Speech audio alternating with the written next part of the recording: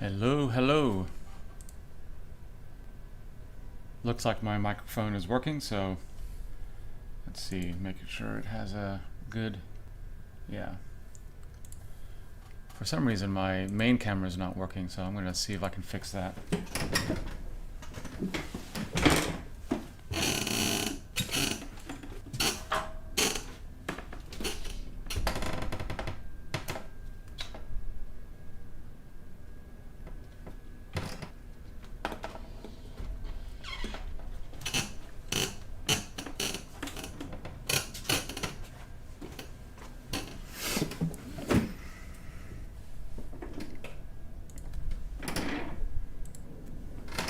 There we go. It's working. All right. Who's here? Who's here? Hey, Deepak. Thank you for coming in. All right. So what should I show on the, well, let's go ahead and turn on the display here. Oh my God. My main camera froze again. This is the second time.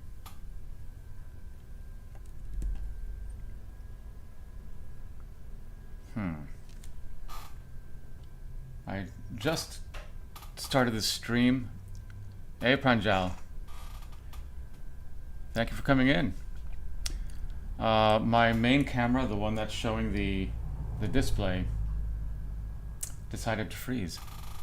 So I'm going to see if I can fix that real quick or real slowly. What would happen if I just turn it off and then turn it on again? That didn't do anything. Still frozen. I'm going to get out of the program.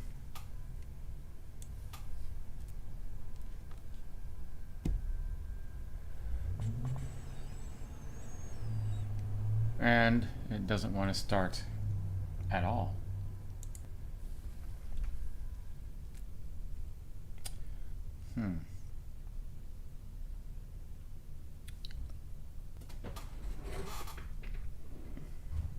Alright, I'm going to open up my task manager and see if I can stop the process.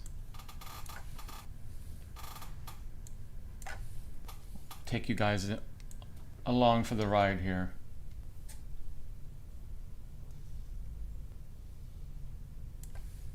Let's see, I'm going to do this. So I should have somewhere the remote. I'm using a remote software, remote imaging desktop, but yeah, I got 4 instances of the remote here. Let's end these tasks. Let's try it again. Well, that's new, that's good. And nothing. Oh wait, here we go. Connect camera. Cannot connect the camera. Check the PC remote has been turned on by operating the menu on your camera. Select the on for remote network. Select PC remote from USB connection for setup. Alright, let me just make sure all that is. So menu, setup. Select on for PC remote from network. Alright, I don't have that setting. Hey Davids, thank you for coming in. Any chance of a quick description about what you are intending to do? Yeah, let's, well, I can always change my topic because I haven't done that yet. Generally, if you look at my past live streams for the microcontroller, we've been working on the OLED display and an ADC and showing the ADC values on the display. Let me change this.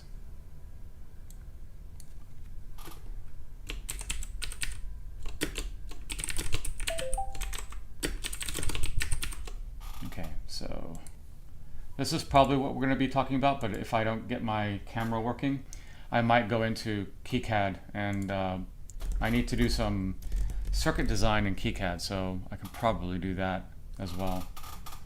But let me see if I can get this to work first. If I can't get this camera to work, I'll just work in KiCad. When I need to get things to work, it doesn't work. Alright, so let's see. The first thing it said, select on for PC remote from network. PC remote from network. I don't see that. Remote control is, maybe I should turn that one on. PC connection is PC remote. USB LUN setting. I'm gonna try a single. PC power supply? No, I'm gonna keep that off. Alright, I don't see anything else, so I'm gonna go ahead and see if that works. Alright, let's try it again. Refresh. I get the camera on here. Still, I don't get that, so let me try turning the camera off and then on again.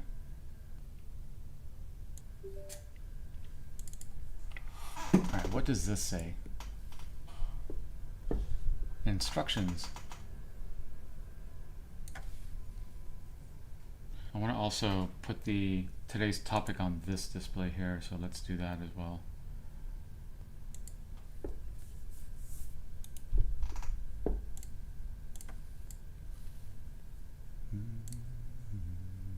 Okay, that's future topics.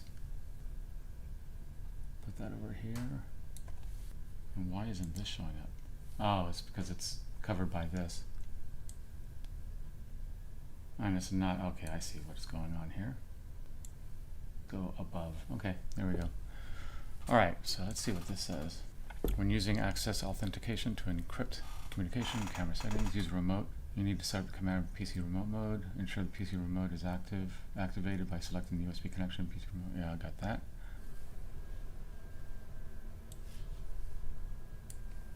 Huh, connecting via Wi-Fi, interesting. I wonder if I could do this via Wi-Fi. Do I have that selection in the to multi for LUN settings? Okay, cord settings, nope. Flash mode, flash compensation, red eye reduction, focus. I'm not in the right one. Anyway, let's see here. Okay, this looks like it could be something here. One touch NFC, airplane mode.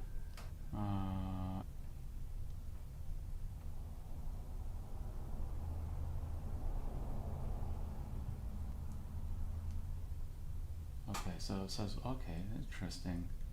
Let me change my Wi-Fi here. Connect. This would be kind of cool if it works with Wi-Fi.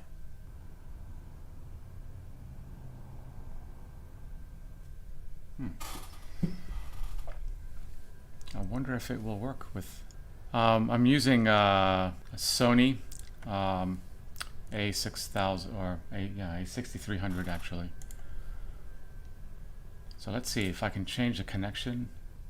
So it should have, because I set it up for Wi-Fi, it should pick it up. Okay, so it's looking for a USB or network connection. Yeah, it should work. Let's see, I'm gonna go back out of the menu. It's telling me to press the W point. Oh. Let's try refreshing it again. So the camera module, I'm not really sure what that means. Let me try using the USB again, just to see. But I maybe have to. Oh wait, I might have to change that in the menu first. Hold on, B connection. So no, I'll go auto. But it doesn't have a Wi-Fi connection. Like that's what it's doing. One touch NFC. It's already set at Hood Daniel. Let's try doing a refresh again. No, I'm not trying to connect a camera to the STM32. Yeah, it would be good for you to look at the last live stream on this. It's the OLED. Let me see if I can pull that up real quick, just so you understand what's going on here and what we've been working on.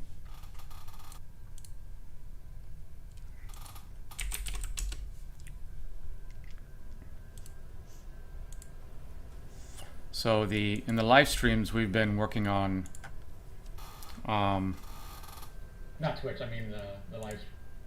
So you'll see that. Let me go over here. So I'm using ADC and looking at the values from the ADC, and we're using a 2000G accelerometer in this specific experiment. And I'm using a couple hammers to be able to get some kind of reaction from the accelerometer, because it's obviously a 2000G accelerometer is pretty big. pretty high Gs. So, and we're using the STM32 as a bare chip. And that's pretty much it. I mean, just a bare chip, connecting the circuit together, you know, from scratch and writing the program. But I would really like to get this camera working. Otherwise, I really want to maybe go into KiCad and do some work in there instead. So that might be a good alternative for today's. Let's try refreshing again. Nothing. It would be nice to have it working with Wi-Fi, actually. I don't know what kind of picture that's going to produce, but if I get enough people wanting to do the OLED, I'll go ahead and just reboot and start the live stream over again. Otherwise, if you want to see the, let me know.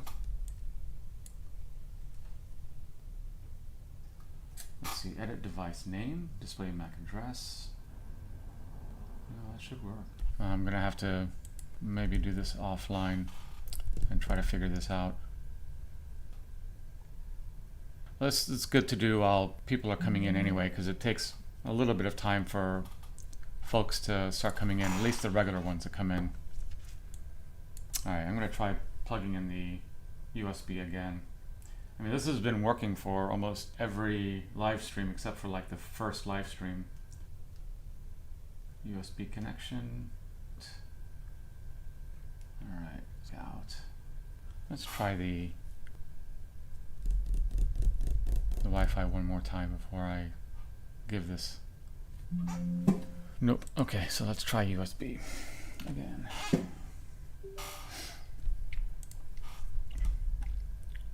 So it looks like it shows up here. Yeah, it still doesn't want to connect though. See if this has anything else. Restart computer. Upgrade imaging desktop to the latest version. So I guess I can go to, oh wait, I can do that. Edge desktop. Let's see if I have that. Imaging edge desktop. I'm going to start that first. Clorsleg, how's it going, man? Thank you for coming in. Wish I could stick around longer, but gotta go to work. Have a great day. Thanks. Good luck on this one. I appreciate that. Yeah, I'll need all the luck I can get with this camera. But appreciate it. And nice to see you here. All right. I'm gonna close this. All right, let's go to the app and let's see. Notifications has been.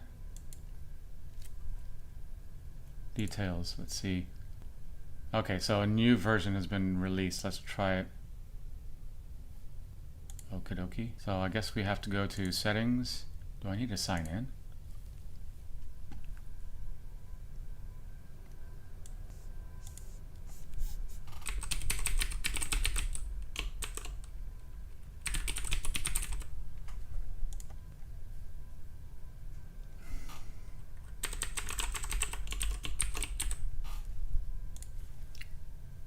Nope, I don't have a sign in anyway, but it doesn't really matter. Let's see. It says version. Huh. What did it say? Update button if this. So there's no update button. Let's go back home. Huh. Details. So let's see, what is the 04031. What version do I have? Yeah, I got the latest version, so I'm not worried about that. That was probably an earlier notification. All right, I don't want to do that. Okay, so I'm going to go ahead and start the remote again. Okay. Still. Okay, so. Hey, Peter, how's it going? Oh, nice. So pleased to say I got my little OLED screen working with the STM32, albeit mostly rely on HAL code. Interesting. Did you let's see. I could also share the code that I have in here if you want it, and do it the same way I'm doing it, and I guess you could follow along. I could put the code in the description, or because that would be the easiest way right now. I could put it in the description of the video or the live stream. Plop it right in there, and it should work fine. You may have a different STM32. What is the chip that you're using? Which chip are you using? Because the code may be the same, even though it's using the register level code. But it's also cool that you got it. Okay, the H7. It's really cool that you have it going with the HAL code, and that would be something that I could try here if you want to share that code. That would be fun to. All right, so let me continue on with this. I may have to restart my computer, but I would love to try to get this camera working without having to do that. That way I can not have to stop a stream every single time I have this camera not working. Would you help me filling out the voting ballot? Right now, during a live stream? Oh, I didn't know. Oh. 1 o'clock I start it every single day. Just so you know. Oh, by the way, I program in bare metal shirt that I'm wearing. I've sold one, and this is the one that I sold. I've had it out there for about a year. All right. Hey, Philippe. Thank you for coming in. Hey. Appreciate that. You're a new name. I haven't seen you before here, so welcome. All right. So let's see. How can I figure this out? Maybe Chat can help me out on this. So I have a Sony A6300. The remote, the actual program itself starts up fine. It recognizes I can even do a refresh, recognizes the camera. I've recycled the power on the camera many times, but it's still not allowing me to connect. I'm going to disconnect it, turn it off for maybe a few seconds here, just to see if that makes any difference.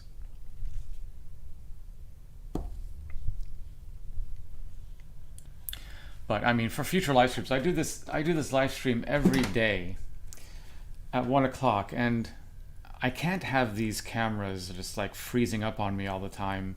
So it would be really nice to figure out a workaround so I don't have to restart my computer and then restart the live stream. And then, because I've done this, actually I restarted this twice already today. And if I restarted it again, I mean, if it starts working in the live stream every single time before, except for I think the very first live stream, it works the entire live stream, but then want to work sometimes in the beginning, and it's like cranking an old car, you know? All right. Oh, I don't have it on. Let's try it again. All right, I connected. I'm going to refresh this. Still. Yeah, it looks like I'm going to have to reset my computer, unfortunately. Or do KiCad. Who wants to watch a continuation of the ADC with the OLED display? Or who wants to watch a KiCad? I'm going to build a circuit because I want to change my main circuit for the STM32 Breakout. So 1, if you want to continue with the OLED, but I'll have to interrupt the live stream and start it over again. Or KiCad 2, if you want to watch that. I'll be watching the chat while I try to figure this out if I can. I could also try taking out the battery completely here.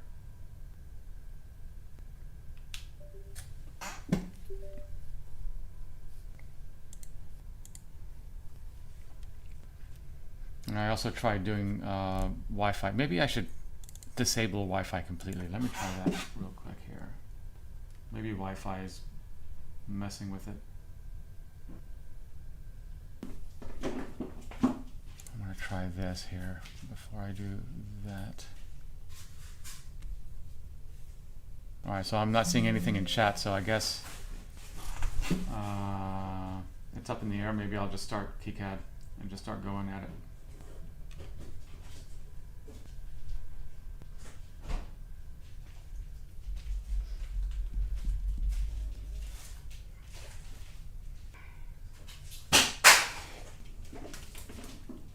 Okay, it's registered here. Let's see if it works. Refresh.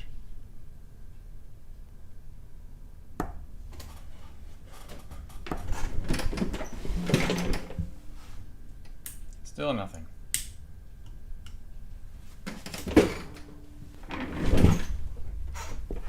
Okay. Alright, now let me turn that off completely.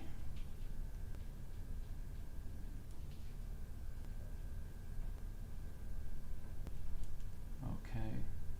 Device reset. Okay, that's good. Okay. Let's see. Try one more time.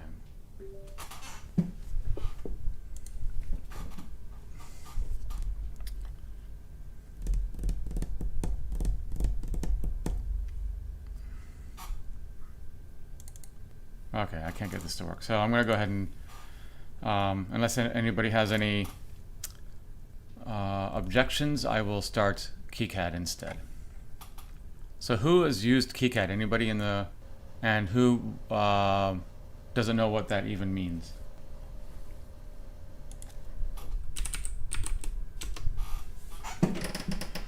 This will give you a big hint right here. I'm going to disable this text here so it won't get in the way. And the topic, I guess I'll change that.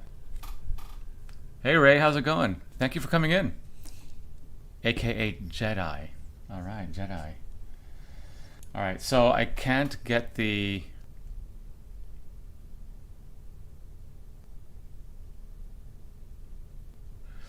Peter is saying, not yet. I saw one of Philip's Salmoni's vids on making STM32 board, but it was a bit advanced. Okay. Yeah, dip trace. I don't know that very well, but I personally like KiCad. It's got a lot of really cool benefits and features because of the. Let me turn this off real quick here. Oh no, I want to change this. I'll change today's topic to KiCad. STM32 Breakout. I made a video about a year ago on how to use KiCad, and it was pretty thorough. It's about an hour long, and it was taking a like the STM32 package that we have, and using application notes from the FT232, that circuit together, so you could have USART communication on board. And it was just an exercise in using KiCad, how to use application notes to an entire circuit rather than having to know how to create the circuit yourself. So it's a really cool way to, if you don't know how to wire up a circuit, the application notes for any device like the RS or the FT232, like the FTDI, they have the entire circuit already published in those data sheets. So it's a way to be able to put circuits together. A background in engineering and electronics is always a plus, but there's so much information out there on the internet that there really isn't any reason why you can't successfully make a circuit. The things that you might want to look into, which are already discussed in the data sheets, is like grounding plane considerations, via considerations, like a ferrite bead to remove noise. I talked about that actually at length in that video a year ago. Understanding the current requirements of the circuit to select the ferrite bead, those types of things. So it's a good way to learn from example, I guess, you know, and that's a good video to watch to learn the concepts of, not the concepts, but the features of KiCad, the tool, how to use it, and most of these CAD electronic CAD programs are relatively the same, like Eagle, KiCad. I think it's Altrium is the other one. That's an expensive one though. And Phil's Lab talks about that one, but he also has tutorials using KiCad as well. So I can I will start by, I guess, getting into it. Skeptic, how's it going? I was planning to switch from Eagle to KiCad, but I don't have any project now. Well, this is a good little primer, I guess, maybe. Hello, an embedded systems engineer. I am not. I'm a I would say I'm a enthusiast, but I have many tutorials from 2007 to now on how to do bare metal development. So it's like just a bare chip, going from the bottom up and developing the circuit yourself, all the way from just the bare chip. I wish I could get this camera to work. This is the camera that's giving me issues. And this is a camera that has a macro lens, which is really nice to see. And Peter and Skeptic, they all know that this actually works most of the time. But today it decided to freeze up. So KiCad is the live stream we're doing today. And I don't want to restart the live stream, and I wanted to do KiCad in a live stream anyway, so maybe it's good to change it up a little bit, change up the topic every now and then, keep the live stream not so stale in content, and giving some jumping around a little bit, making it a little more interesting maybe. So no, I'm not an embedded systems engineer, but I would say that I talk about advanced stuff. A lot of the users or the people that have watched my videos are embedded systems engineers now. And they have told me that it's because of my videos that they are. So hopefully you can get a lot out of my videos and the way I do things, because the bottom-up approach, I believe, is the best way for starting out and becoming an embedded systems engineer. All right, so let's go ahead and get started. I'm going to create a new file. You can see there's no project files in here. And I've made a project, but I don't know where it is. So it might be on my other computer, actually. So I'm going to go ahead and start a new project. I'll call this, let's see, what should I call this? I'll call it the STM32 64 pin Breakout. And I've been wondering, and I want to hear from everyone here, understanding that I do bare chip development and I don't want to have any circuitry on the Breakout itself, but should I put the 100 nanofarad capacitors on the board? Because that's just something that I would normally do anyway, and I can also wire up all the power pins to only 2 power pins, or maybe 4, because I might want to keep the ADC or the ADC and advanced clock stuff like the PLL clock, keep that on a separate 2 pins, and that way I could use just one power rail for the 3.3 volt side, and then the other side can use maybe a 5 volt just in case I need it or something other than 3.3 volts, so I can use that as an alternative power source for devices that we might find that uses a different power source. Okay, so add the bypass on the Breakout. To me, it feels like I'm getting away from the fundamental bottom-up approach, but I think it might be necessary to do that, or at least easy for some folks out there to know. But I can maybe put some notes on the board. Only bypass capacitors are added, or something like that. I could also add maybe a 4-layer board and put some ground planes in there as well, but I don't think I would want to do that, actually, come to think about it, because using this in a prototyping environment where you have like these white breadboards, horrible for noise anyway. So I'm thinking I don't have the ground planes going on this particular one. On a normal, I'm gonna put the what do you call it? Next to where I'm, because I want to see chat while I'm doing this. Yeah, no, I would never want bypass not to be there because they're on the white breadboard. And I've also explained that many times.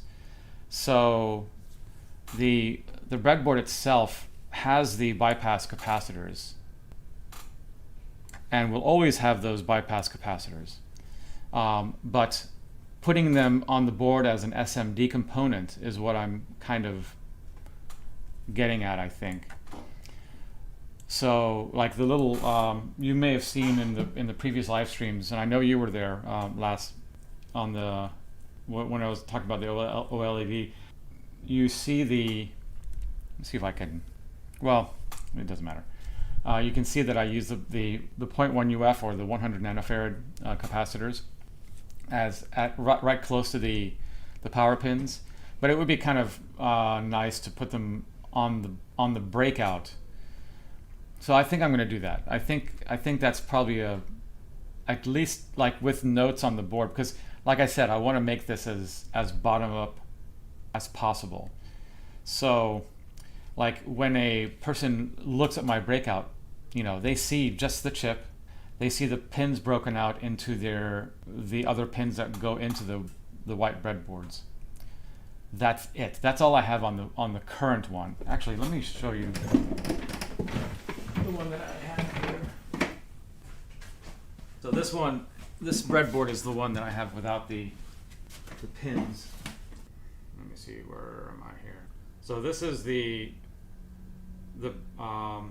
breakout board that I have with the chip, and it's only with the breakout to the pins, the bottom up approach.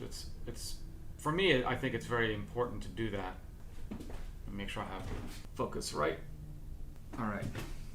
And on this board here,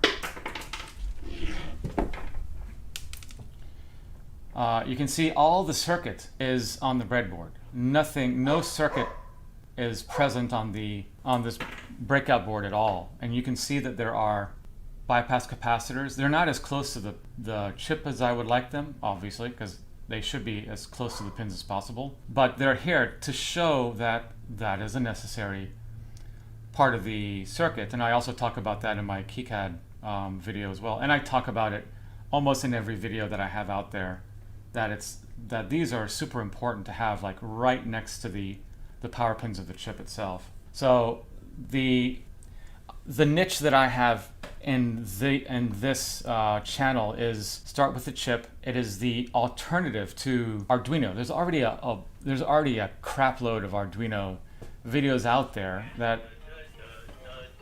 Hold on a second. Okay, so there's already a whole bunch of videos out there that talk about Arduino. I mean, you can't look up microcontroller without seeing a plethora of Arduino stuff. So my niche is bare chip stuff, and I try to explain it in a way that it's very easy, as easy as using an Arduino. So when you're creating your own circuits, this is more for God. All right, hold on, let me get this real quick. Hello? Yes, I'm doing a live stream right at the moment. Yeah, no, you can also attend the live stream if you want. If you want to come into the live stream, you're more than welcome to come in and ask questions. Okay, all right. Yeah, no problem. All right, bye-bye. All right, sorry about that. I still have a business to run.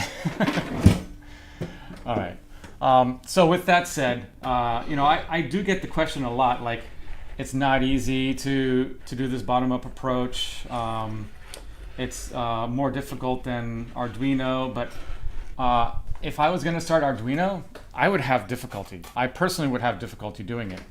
And I feel comfortable sticking with the bare chip. And if you look at my videos back at, like 14 years ago, 10 years ago, 6 years ago, they all show a very, very simple method of getting in and doing programs very similar to the Arduino stuff, like the sketches.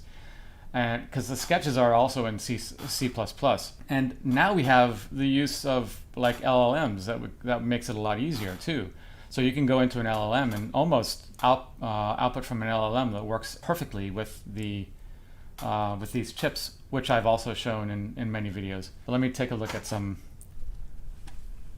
So I like these healthy discussions of the approach, the bottom-up, top-down approaches, and why I do what I do. All right. Okay, so let's see. Peter says if you almost always need it, put it on the board, I guess. Yeah, that's my thinking.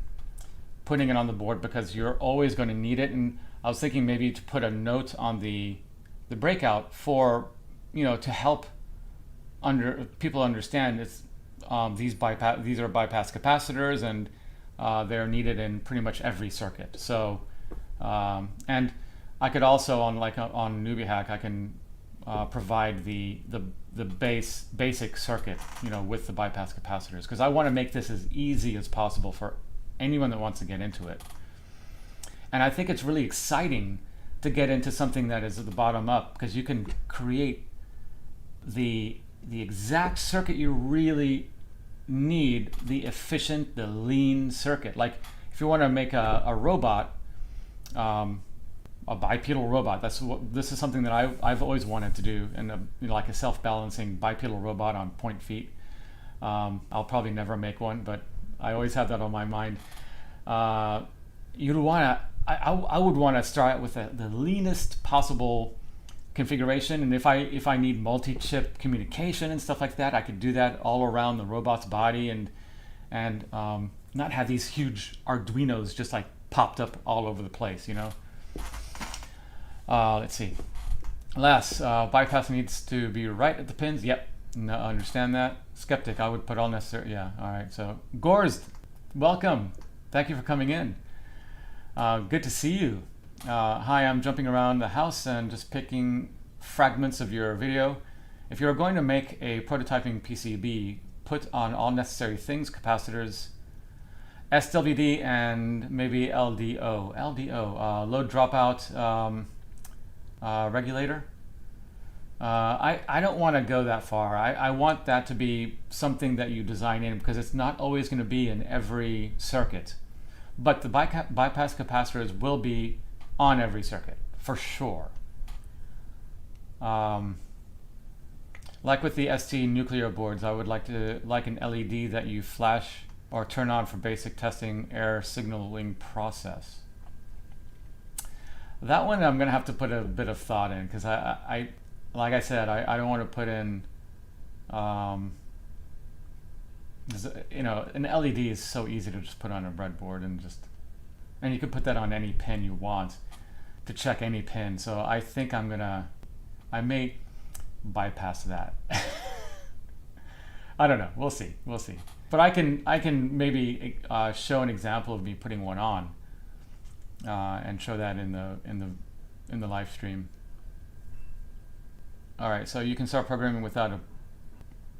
Yeah, I don't understand what you mean by a proto board, but prototyping board. You can start programming with any chip, as long as you have a programmer, which is this thing.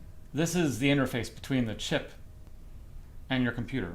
So as long as you have something like this is the ST Link V2. ST Micro makes one. They're a little more expensive. These are, you can get them for like $4 or whatever. It's, you plug it in with the USB and you program the chip, and you can then power the board however means you want, like with a regulator or whatever, and the chip will just work with the program that's on it. So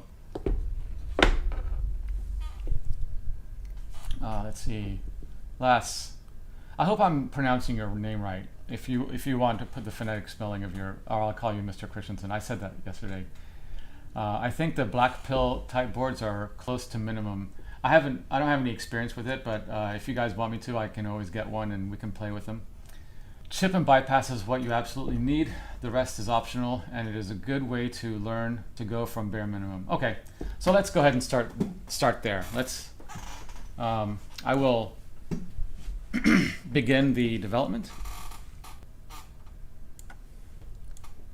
All right, so I already have this. So we have the PCB and the schematic. So I'm just going to double click on the schematic. Let me see if I can get this in. If it's too small, let me know, and I'll try to make things bigger. I would probably have to change my scaling on my computer, so I would like to try to keep it like this if possible. But if you just simply can't understand what I'm doing, just let me know. All right, so let's see. I can't remember what I did first. Let's see. I think let's add a symbol. I think adding a symbol is probably what we want to do first. It's been a year since I've used KiCad actually, so this could be a train wreck. It could be good because you're seeing somebody do it for the first time in a long time, and that could help folks figure this stuff out a little bit easier. All right, so an LDO. I'm thinking you're talking about low dropout regulator, right? Because that could be also a diode. So are you talking about a regulator? Could be seen as a safety feature, so you don't kill the supply wrong. I'm gonna have to think about that one. Oh, do I not have the? Let's see. That shows that how far behind I am. Let's see. Maybe it's under help. No. All right. So where would be an update? About. Maybe it's under the about. Okay. Maybe I'll just wait. Hold on a second. Version. Okay. I got 6.0.9.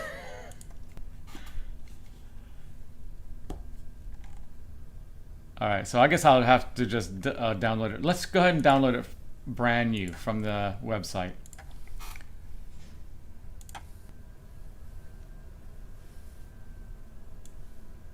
Nobody's chatting in the Twitch. All right, let's see. If anybody has any information about the imaging Edge desktop and have any experience with it, chime in. All right, so KiCad.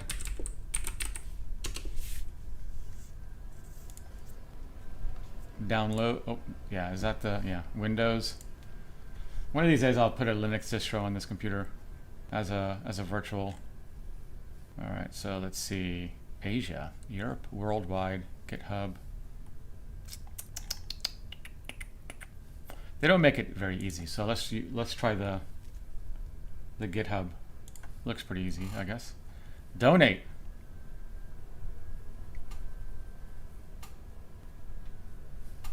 I want to, but I can't. I just can't afford it. Seriously. All right. It is done.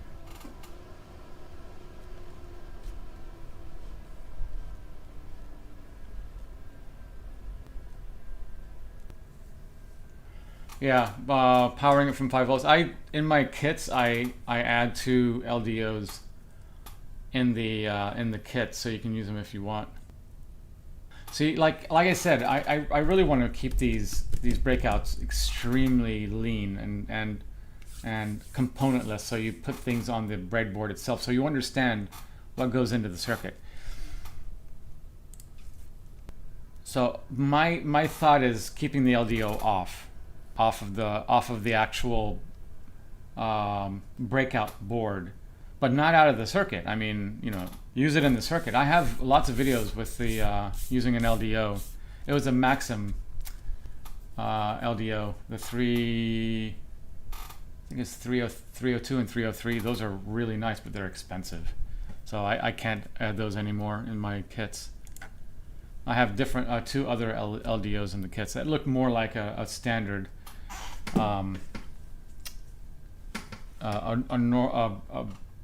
a regular regulator. All right.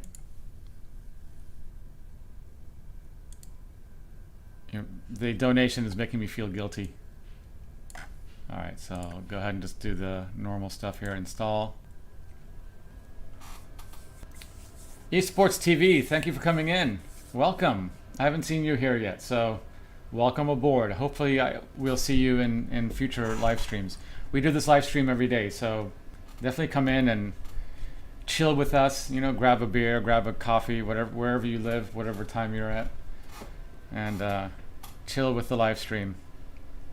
If you're on the West Coast, you probably still have eye crust in your eyes.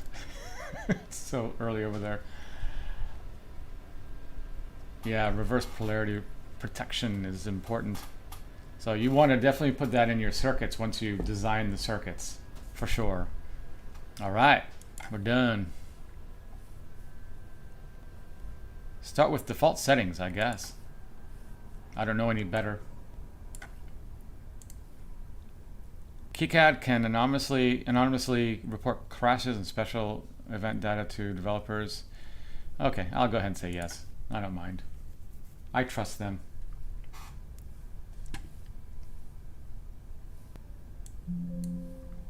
Okay, you can't see this, but it's saying, would you like to automatically check for updates on startup? Sure. All right, now we have KiCad 8.0. It looks like it's not using the same folder for projects, but I'm going to go ahead and, I didn't do anything anyway, so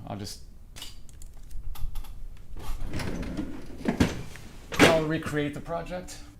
Anand, welcome. Hello and welcome aboard. Thank you for coming in. All right, we are designing just an update to my Breakout. So the Breakout that I have is just the chip and it's broken out to the pins. But I want to change it. I actually want to change it to use the longer breadboards. So there's not going to be any pins on the end here, because currently I have 3 breadboards connected to it, like here, which is not the normal way you'd hook up to a breadboard, but I like it this way because you have tie strips that are separate from each other, and you can put in a lot more complex circuitry over the tie strips, and you can also use the separation of tie strips for like resistors and things like that. All right, so that's what we're working on. Also, I'm going to be putting the bypass capacitors on the Breakout board as well. There has been inputs in the chat stating that maybe I should put the LDO on there, and maybe an LED. I can show what that looks like in the KiCad, but I don't think I'm going to put that on my breadboards or on my Breakout boards. All right, so what am I doing? Okay, yeah, the name of the STM32 64-pin Breakout. That's the LQPF, right? LQPF 64. I'll just put LQPF 64 Breakout. I'll say version 2, V2. Save. All right. So we started out with the schematic. So we'll go ahead and go into the schematic.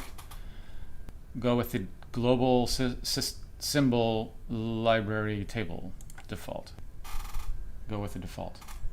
Oh my God. That was my entire screen. All right. Like I said before, let me know if this is too small. Oh, look at that. It's system hierarchy, schematic hierarchy, and properties. That's new. That's interesting. I'll put this right here, right above today's topic. Oh, there's a bunch of them. I actually have another.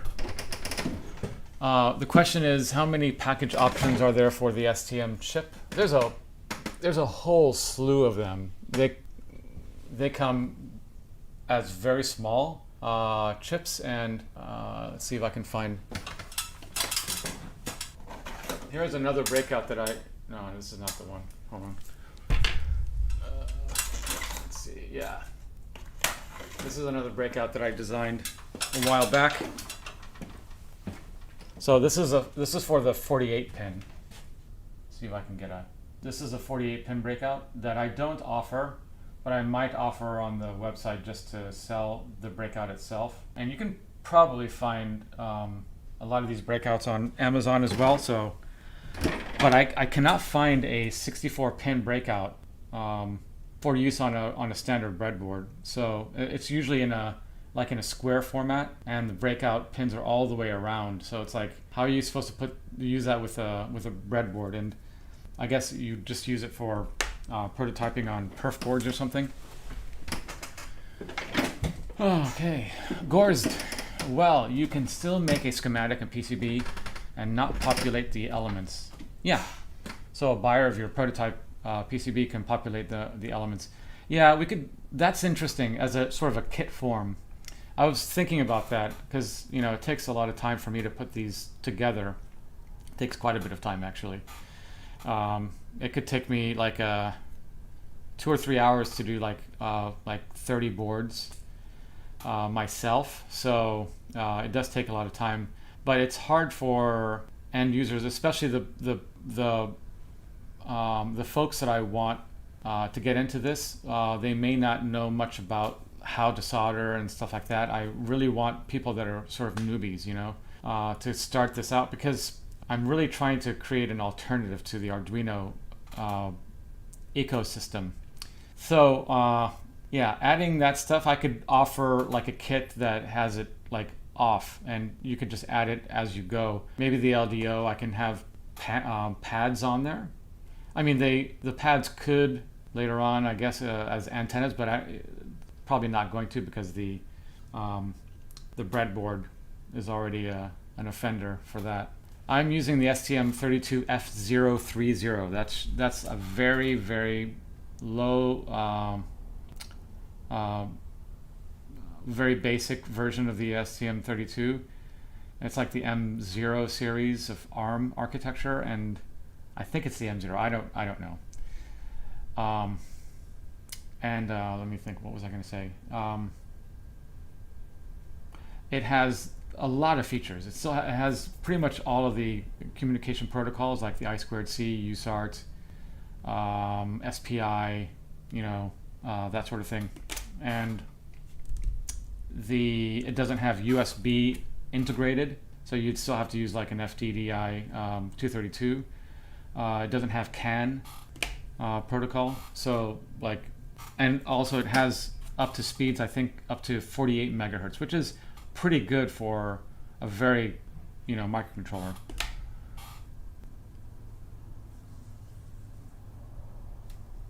Oh, $16 for the breakout board. Interesting. So DigiKey, do you have a?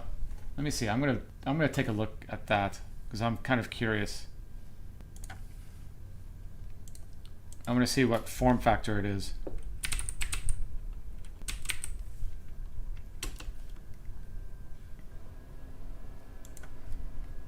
All right. So let's see. QFP.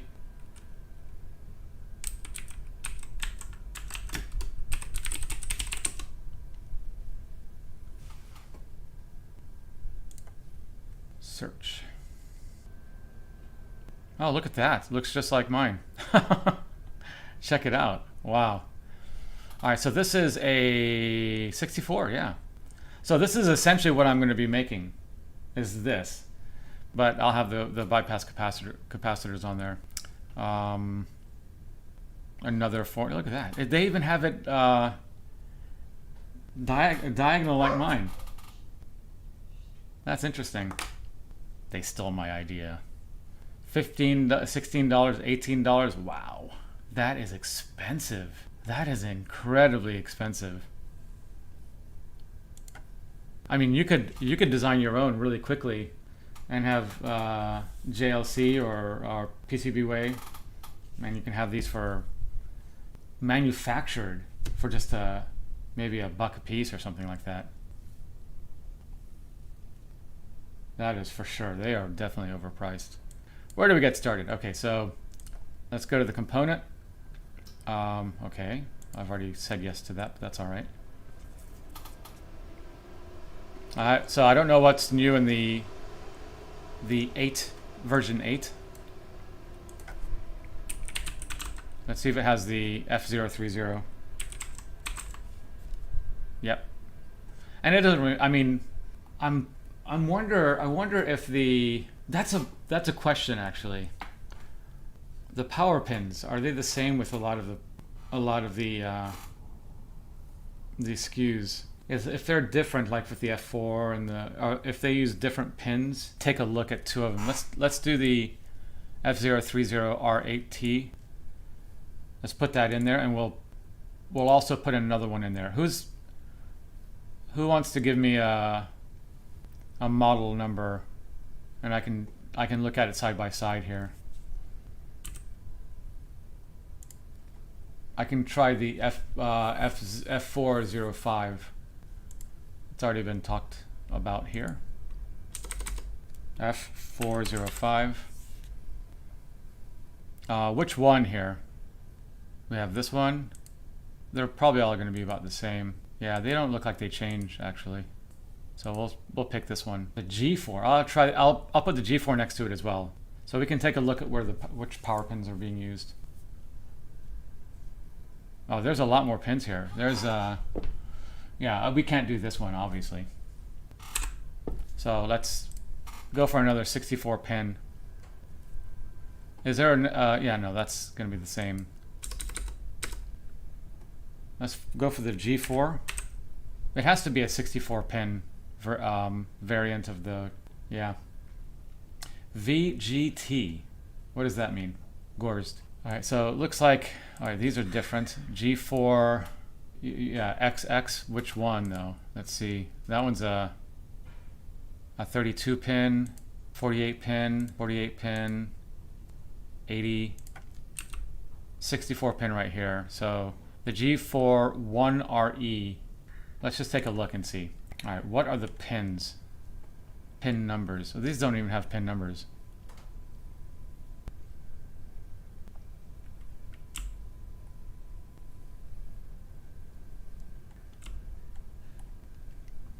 All right, where's the... I'm getting all out of track here. Where's the hand? All right, I'll just zoom to objects. Yeah, these don't have the actual pin numbers. Okay, yeah, it's amount of memory and package. Yeah, the CubeMX may be able to help with that, but I still have to go from chip to chip, right? I want to see if the pin numbers are the same. Like this, would it be 31 and 12 with the same 64 pin package? 1, 32, 64, 13. You know, because I really can't add the bypass capacitors if I can't change the chip that's on these breakouts.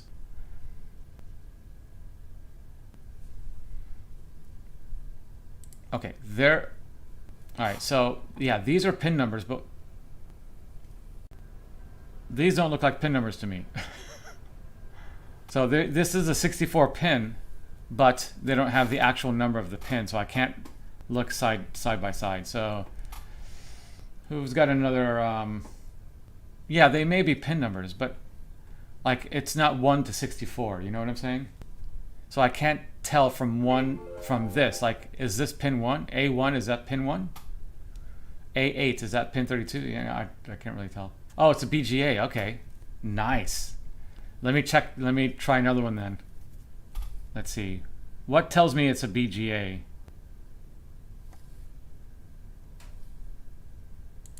All right, let's try another model number. Anybody have a?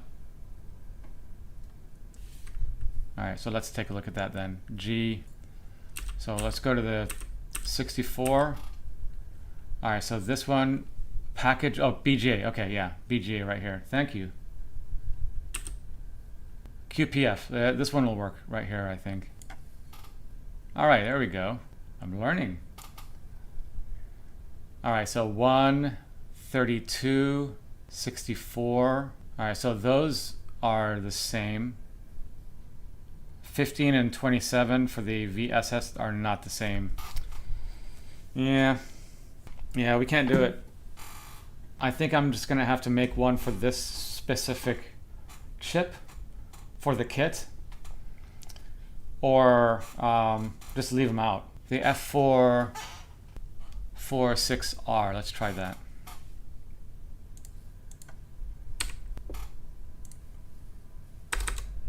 F446. All right, let's try that. R. Okay, so this one works. Okay, 12 and 18 for the VSS A. For the A's, this is almost the same again with the other one, like the other one. So yeah. So the VDD is 19. That one doesn't share the same. It's interesting, there's a lot more power on these, maybe powering different features, but there's a lot more power than there is on the F0. That would be interesting to know why that's the way it is. So still, I think I'm just gonna have to make the breakout. So I'll just show the headers and pins, wiring to the headers without the capacitors, or I'll just make the capacitors and for my kit. So let's do that. I really do want to put the capacitors on there, so I don't have to put them on the white breadboard, and because they have to be there anyway. All right, so let's get started. Right, no free lunch in the microcontroller land. Johan, welcome. I don't know your name. Welcome to the stream. Hopefully you keep coming in. How are you doing? So I'm going to zoom out. Where's the hand? There's no like panning here. Maybe there's a...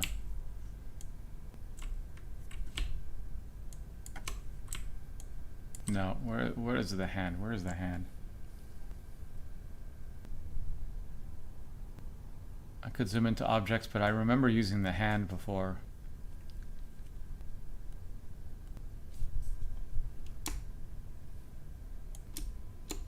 Okay, so shift allows me to select, control, I don't know what that is. It's probably selecting internal stuff, yeah. Shift, no, that still does the same thing. And that does the same thing, so I don't know what's going on here. Okay, here we go. The right mouse button, right click, there you go, thank you. All right, so we need headers as well, so. Oh no, I'll go for the capacitor first.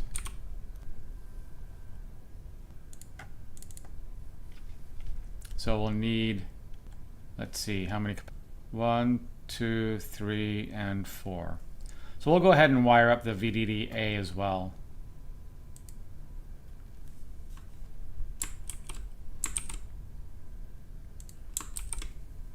I'm just using the Control V to paste.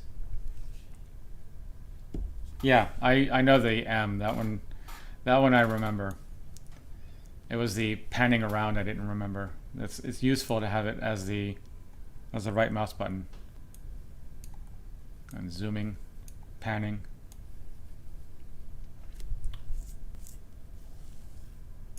Johan, I am also using KiCad, but when coming from Eagle, it is still a lot of UI learning. Yeah, I used KiCad.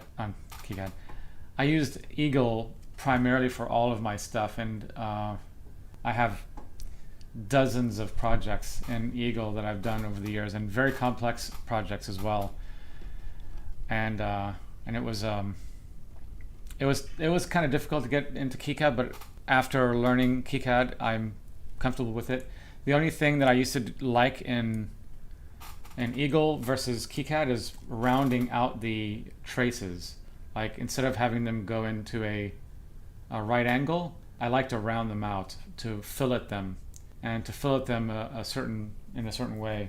So a while ago I was doing this because I thought the traces looked better, but I found out recently that it's actually a good electrical feature to do. Yeah, KiCad is more classic split between schematic and layout. This is very similar to Eagle as well. They do kind of the same thing, so you can just switch between the PCB and the schematic. Yeah, Autodesk ruined it. Yeah. If you watch my previous videos, you'll see how much disdain I have for Autodesk for everything that they do. I've even stopped. I mean, I've taught AutoCAD. I learned AutoCAD in architecture. I taught it in ITT, Inventor in ITT. I used Autodesk Inventor for all of my CNC machines, and there is models that I've created in Autodesk Inventor. And then they went to the subscription model, and I said goodbye because I just can't handle that. I didn't just go bye-bye. I went to, and I looked for another program, and the one I'm using now is Libre, which is, in my opinion, is far superior to Autodesk Inventor. And many of you may already know SolidWorks. My best friend uses SolidWorks in his work, and he spends like, I think, $10,000 a year or something like that for that program. And I didn't spend any money for full disclosure on the Libre because I'm going to be showing it off in my videos, but I would pay for it in a heartbeat. You can get the like the Fusion 360 kind of level of Libre for like $400, and you own the software, and you don't have to put your stuff in the cloud. And their Libre Design or Expert is, I think, maybe it's over $1,000, I think, but you own the software. Like I said, and the thing that I was having the biggest problem in Inventor was all the parameters were breaking between models all the time, and I'm an expert at using that program, and I still couldn't get this thing to work smoothly. Well, the Libre Atom 3D uses MeshCam for its cam, and it's a good program. It doesn't have the advanced adaptive machining operation that Fusion has. So if you need that adaptive stuff, if you're using that anyway, you're probably a job shop anyway. So, you know, that's probably something that you'd be using. So that's, yeah. This is turning into a CNC. By the way, I've been thinking about like the topics for each of these live streams. I'm on here every single day, so I'm not sure if it really matters what topic I'm talking about. I know you may have an expectation from me going in at a particular day, because Monday, Wednesday, and Friday I talk about microcontroller stuff, and Tuesday and Thursday I talk about CNC stuff. But I have no problem talking about any of that stuff in any of my live streams. So if you have questions about that, you know. But yeah, that was an aside. That was an interesting one. All right, so if you're using it professionally, Fusion is so cheap it is basically free. Yeah. If you want to pay a subscription, I think you still have to pay the subscription, but you still have to put your stuff in the cloud, and you can have it private. So yeah, that's that. You can't. I'm not sure if you can bring your stuff from the cloud and use it on an airplane if you need airplane mode on. So okay, let's put the power stuff in here. So I'll put ground, the ground symbol, and then I'll put the power up here. 3.3 V. Let's see if it has that.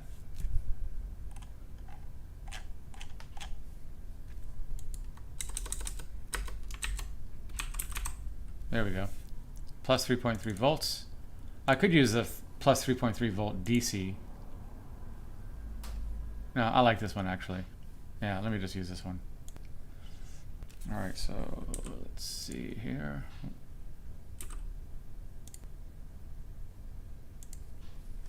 And I've mentioned this a lot of times in my other videos. I like to keep the up arrow going up, 3.3 volts or whatever power, and the ground arrow going down. I never change the orientation. I like that, the way of doing things.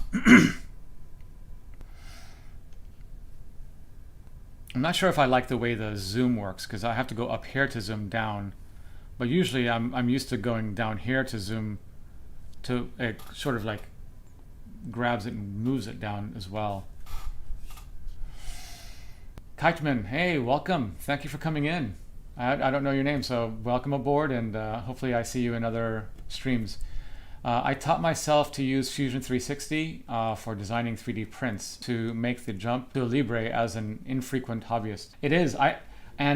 What I've heard is Libre, the users that I've talked to, they say it just works right out of the box. The 3D printing stuff is just like, and there's like no problems going from the model to a 3D print. You know, I use it for 3D printing as well, and I can attest to that, because I've made some pretty complex models for 3D printing using a Libre and going straight to my 3D printer. And I'm doing a lot of 3D printing stuff too. So in these live streams, I've been doing a lot on the weekends for 3D printing. So I generally don't do live streaming on the weekends, but I sometimes do impromptu stuff. So you'll see those live streams in my live area in my channel. So take a look at the stuff that I'm doing with 3D printing, but I'll probably bring those into the weekdays as well, because I need to create an enclosure for my 3D printing so it can be exhausted out like a lab hood. I'm going to be working on that on these live streams as well. For any reason, like if I get votes for doing specific, I could put that in my future topics. I can also put a area here as things that I could also be talking about, and if we want to jump around, we can do that as well. All right, so let's continue on with this. All right, let me wire this up. So this is the wire, add wire. This is add a bus, so I'm going to add a wire. So now I've wired the ground to the ground pins. I'm going to go ahead and wire up the VDDA, because I'll probably be running the chip in 48 megahertz a lot, and it's good to have those features available as a development platform. So I'm going to go ahead and wire that up, I think.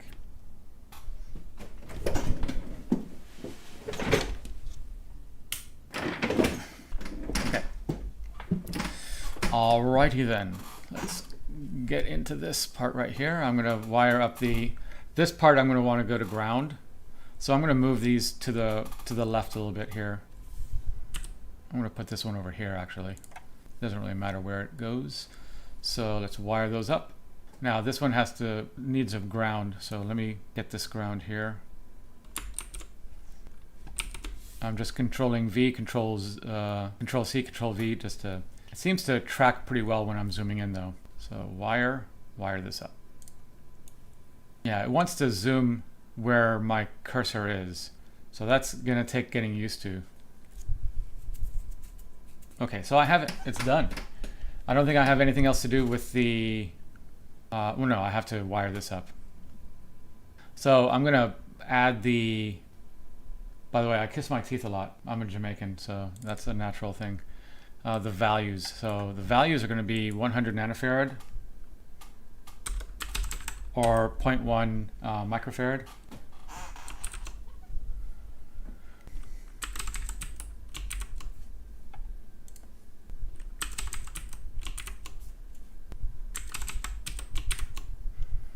I'm glad I can come to doing something different if my camera isn't working, but hopefully I'll get my camera working constantly in every video. My macro camera that everything is wired up. I don't have the reset going anywhere. I don't think I'm going to be doing that, because we can just use the breadboard for that. The boot, I don't really know what that does. I can't remember. I probably knew what it does, but I don't know anymore. But I don't think I need to wire that up, because I don't have it wired up here, so in the development board. But I do. Oh yeah, I need headers. Is that under connector? Okay, so this would be it right here. One, yeah, passive. Probably a passive. Let's see if there's a one for 32 pins.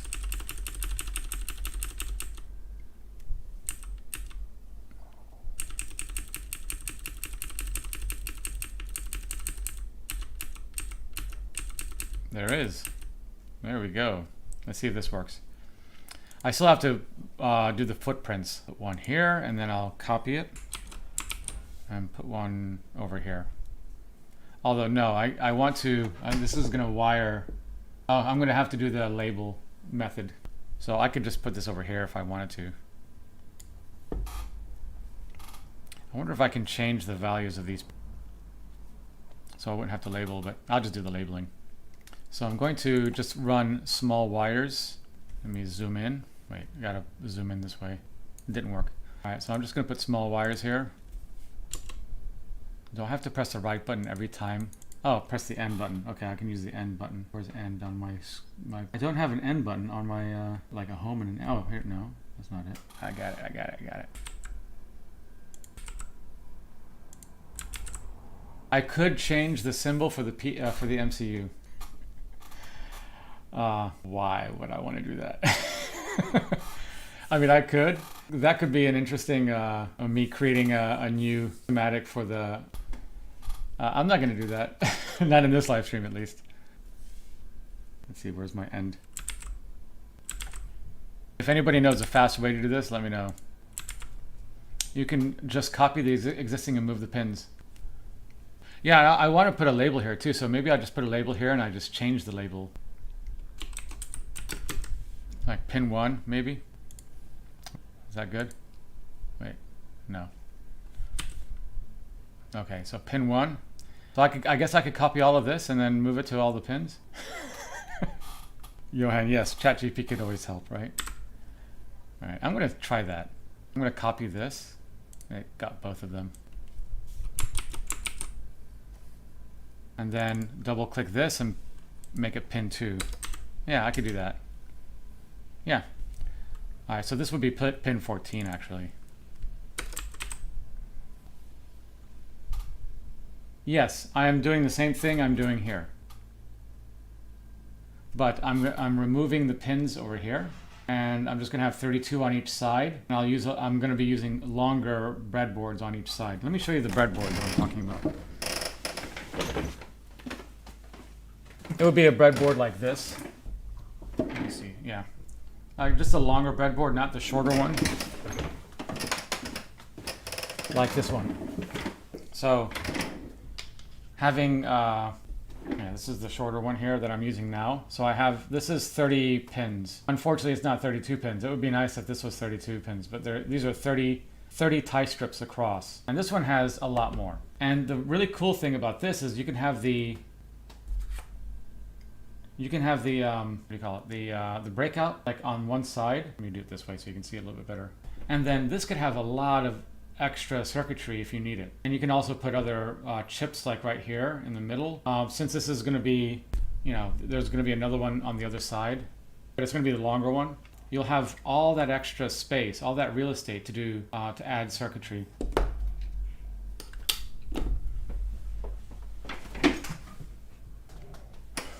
Okay, so you'd name the signals whatever they are using on the CPU rather than the connector pin. That's a great idea. You know, I could also make it wider. So I could actually name, like on my newbie hack. This is exciting, actually.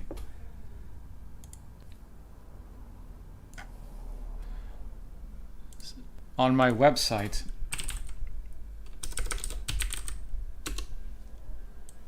if you click on the ARM, you'll see a, I'm going to have to change this SVG if I do this also. You can see that I have the standard function, which is GPIO for most of these pins. You have the alternate functions, and you have the additional here.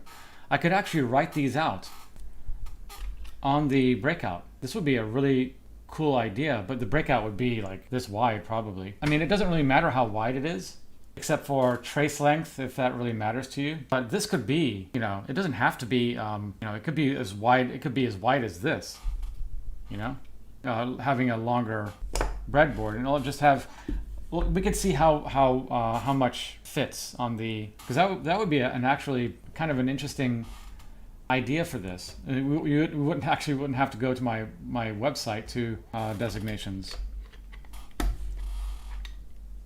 Yeah, let's do that. I think that's a good idea. All right. So on the website, I probably still have it anyway. Maybe I could even make this more robust where like if you click on something, it'll give you more information about that pin. I like how this works. I worked on this SVG for a good number of hours to get that to work. If anybody's used SVGs in the past, it's a really nice language actually. All right, so we are going to let's just put the PF1, PF0. So it could automatically connect, right? Would it automatically correct because these are already labeled? Let's do that because I can put on the silk screen. I can put anything I want. So I'll put the let's say PF0 here, whatever pin that's pin number 5. If I put pin PF0, would that? Yeah, I'll do that by hand in the labels.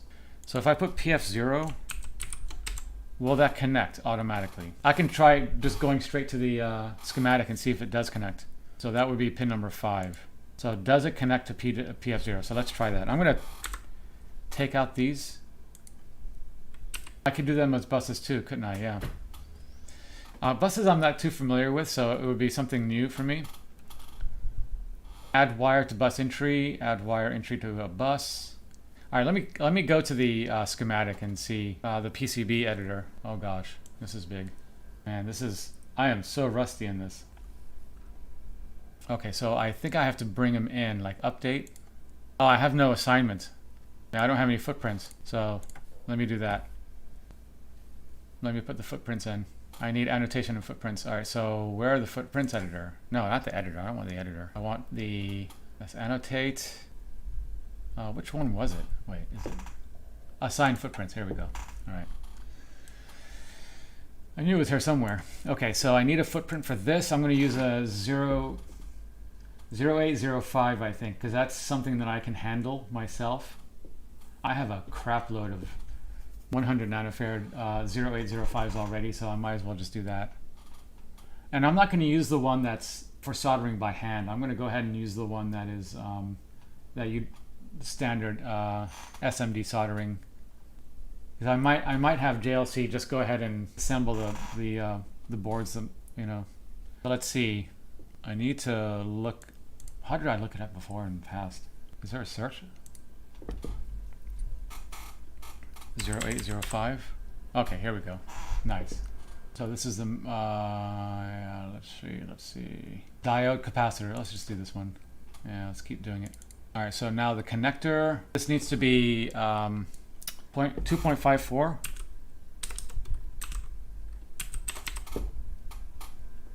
Connector 0603 might be more common, but I don't have any in. Well, no, I could do if I'm having JLC do it.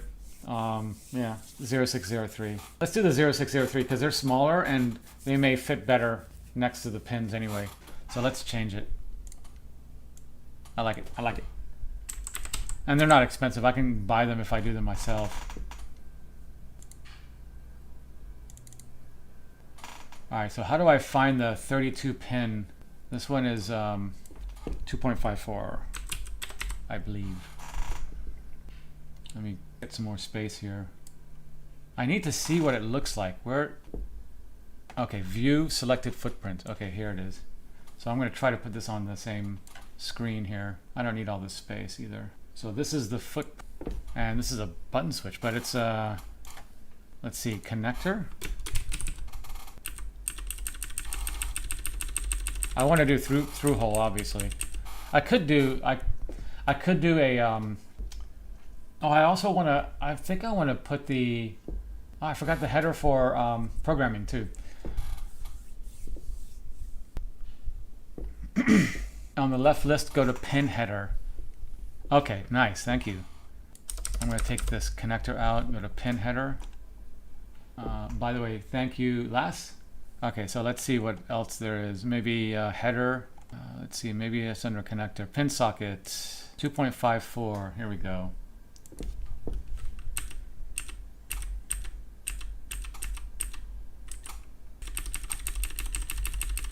I need the 32.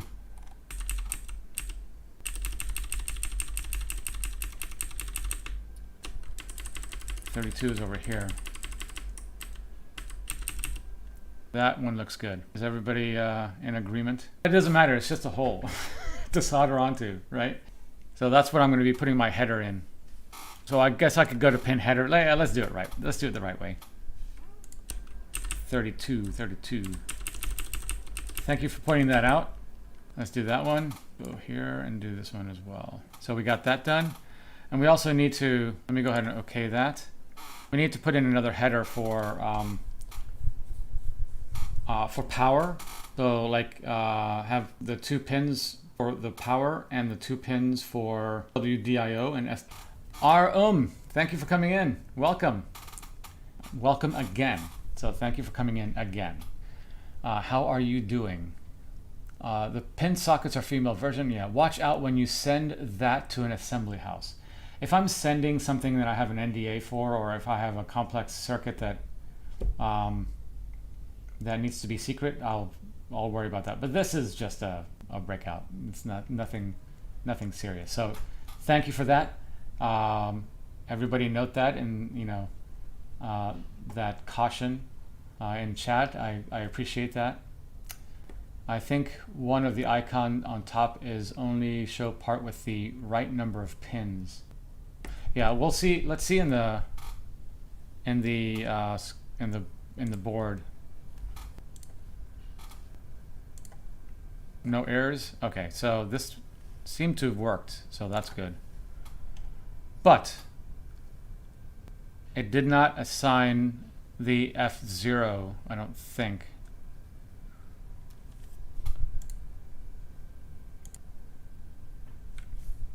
Move. Yeah. So it didn't assign it, so I'm going to have to put the PF0 on the on this one as well. So I'll have to label this. So I can just copy and paste.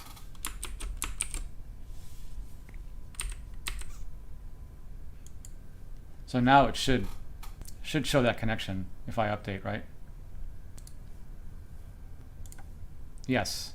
Okay, so I got that to update. Let me move this to the other side.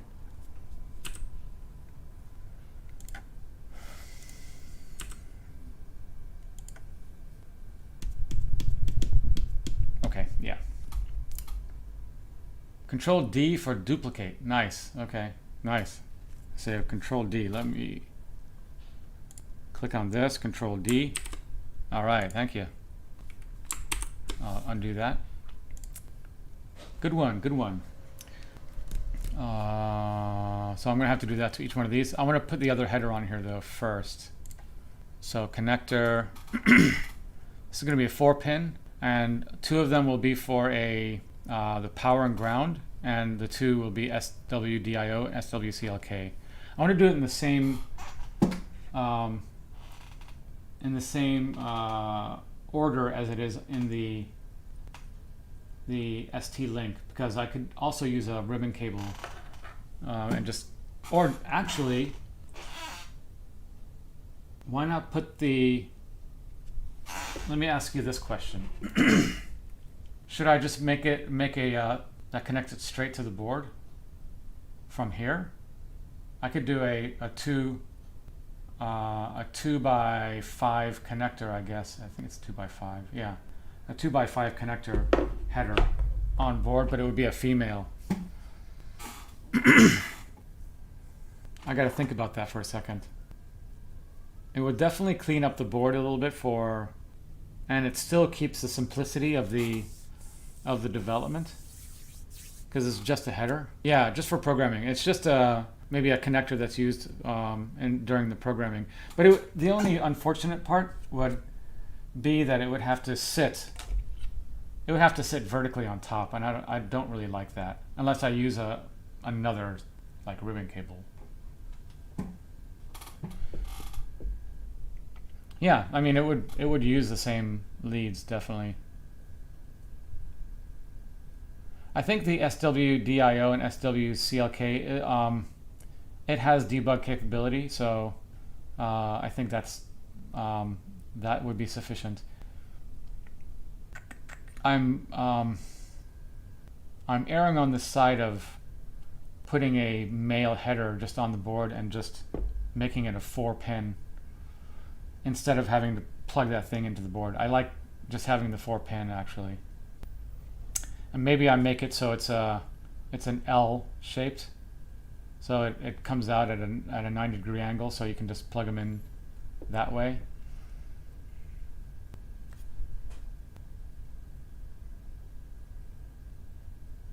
What does a JTAG header look like? Is it the, let me see. I don't know enough about the JTAG to know what that means anyway, so I'm only familiar with doing it the SWD, the SW, DIO and SWCLK. I don't think that's JTAG though, right? Okay, so it's just SMD, like you use pogo pins on those pads.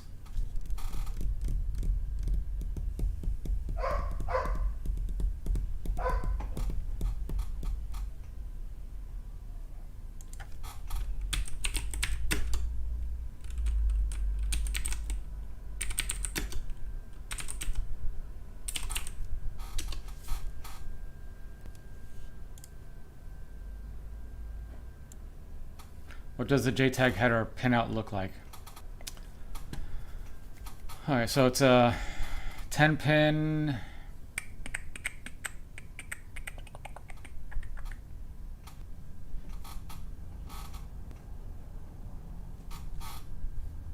Well, what do the pins go to on the microcontroller? I know this this specific unit that could be used as well.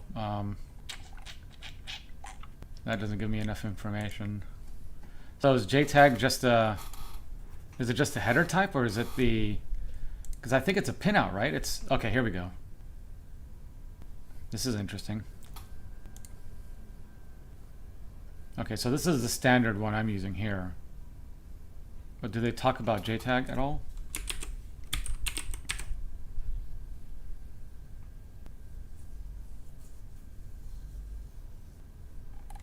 Why is there a difference?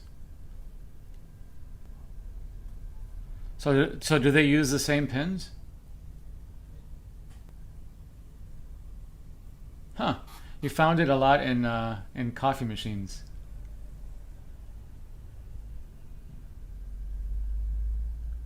Okay, so JTAG and SWD is not the same. Okay, so I'm going to keep it. I'm going to keep it with the I'm keeping it the way I had it, using the SWDIO and SWCLK, not JTAG. And I'll just put in 4 pins. I think I want to make this as simple as possible for people, and just using the ST-Link V2 is good enough, right? It's simple enough. I've only heard JTAG being used in debugging, not in programming. Okay, so you have to connect reset, pin 10, JTCK, pin 4, JTMS, pin 2, JD. Okay. Yeah. I'm sticking with the SWDIO, I think.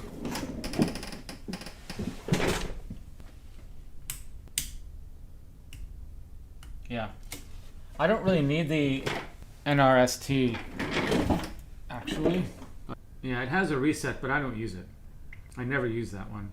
I only use the power ground, SWDIO and SWCLK. And if you need a reset, you can just pull it to ground.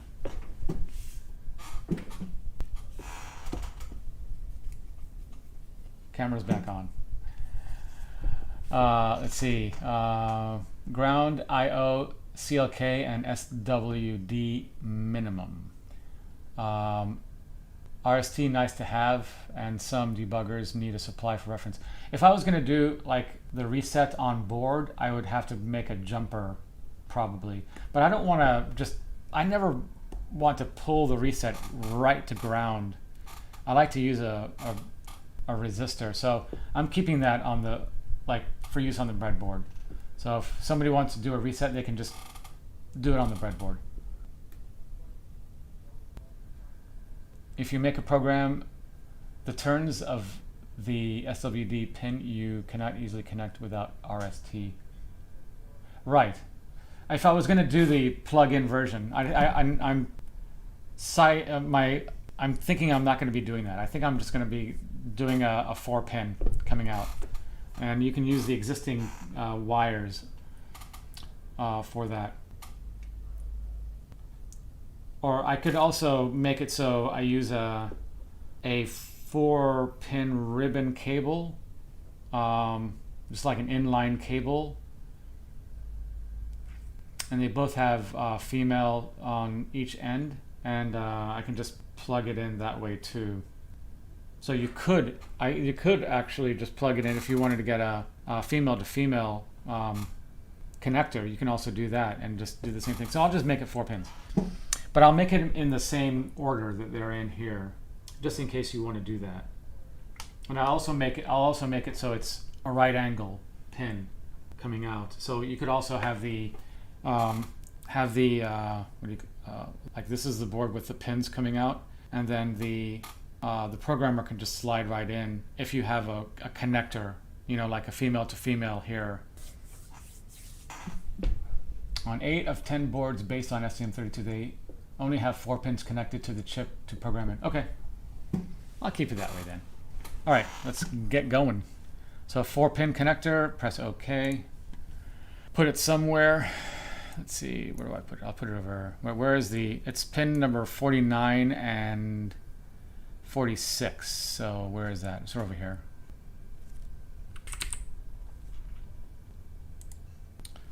All right, so which one is the ground and which one is the, let's see here. Hold on a second.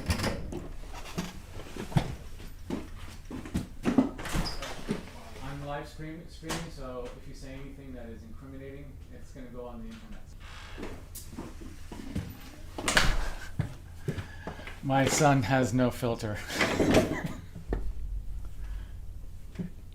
Never know what you're going to hear in these videos, in these live streams.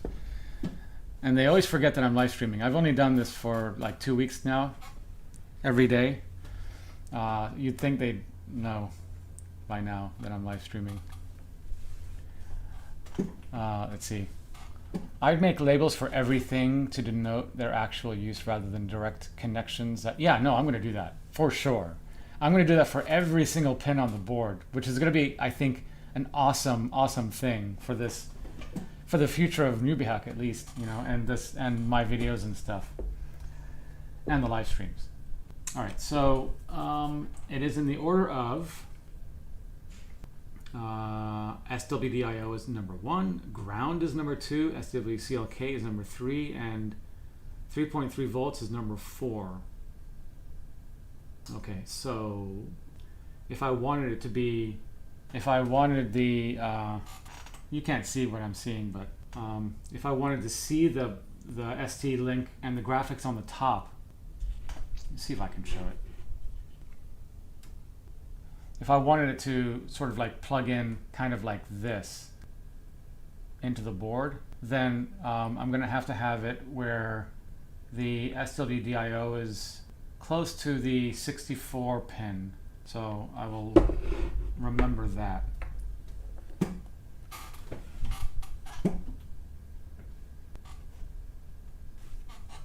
And also, those pins are on the bottom, so it's going to be an easier connection on the bottom. Yeah, and it should have a better connection than these wires, because sometimes the Molex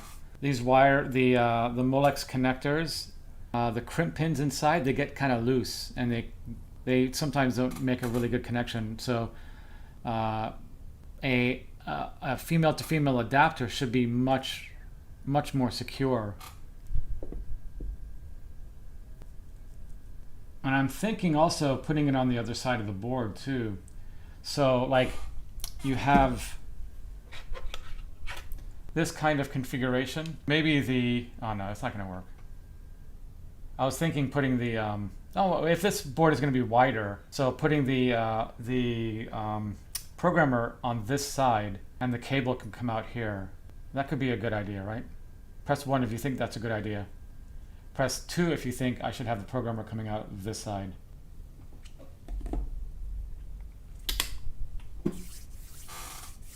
All right, let's continue on. Getting distracted here. Okay, so I'm going to move this a little bit farther away. Move. Oh, I'm in this mode.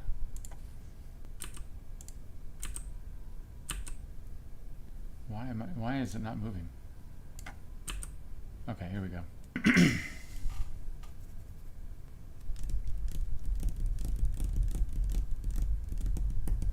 Well, if I make it a direct connection, female to female connection, you could do it with wires, you know, and it'll do, you can put it anywhere you want.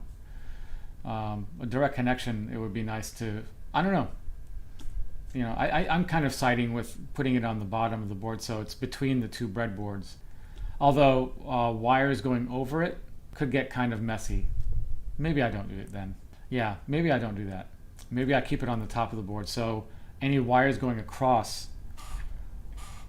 now that I think about it, if there are wires going across to the other breadboard on the other side, that could cause a lot of problems with like the USB cable and stuff like that. Let's keep it coming off of the top. It would have been a nice compact design, but it doesn't really work perfectly. All right. Okay, so let's see. I need to wire this up. I can just put labels on this. So let's do SWDIO. So SWDIO is going to be the which one is it? This is going to be the first pin. So we'll call it number 1 here. And then the second pin is ground. Yep, that's ground. So put that here. Let's steal this one.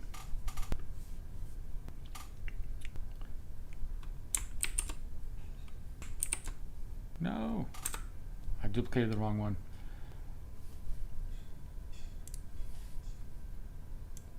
Control D, there we go. Wire this up.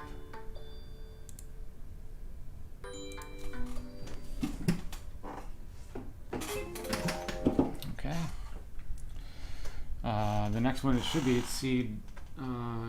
SWCLK. Yes, it is.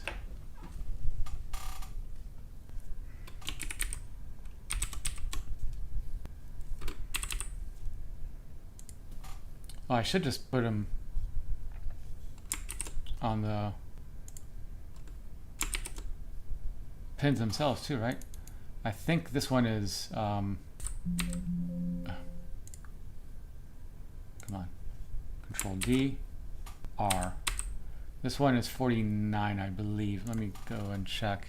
49 is CLK. Okay, good. And 46 should be SWDIO. I'm going to move this stuff away a little bit. It didn't quite get the other. No. I'm going to get everything, aren't I? No. Okay, that works. Move a little bit over. Okay, now the power and ground. I need the 3.3 volts. Let me steal it from here. Thank you for the Control D. That's very, very handy. All right. G. No, M is move. G is drag. That's interesting. G. How does that work?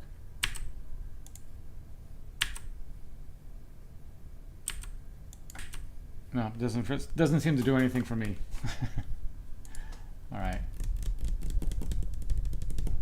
Okay, so I have that one on there. So let's continue with these connectors. So pin number 4 is, oh, this is going to take forever, isn't it? PC15. Yeah, PC15. I'm trying to think of a faster way to do this. Control D.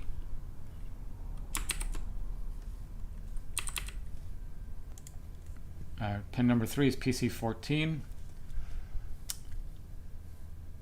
There should be a faster way. Control L. So Control L. Make a label. PC14.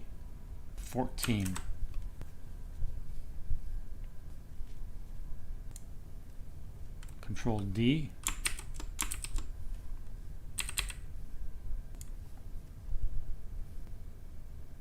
All right, so next one, Control L. PC13.